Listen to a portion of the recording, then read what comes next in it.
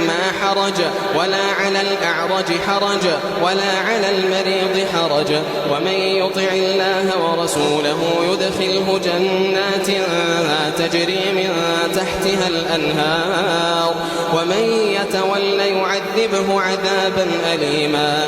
لقد رضي الله عن المؤمنين إذ يبايعونك تحت الشجرة فعلم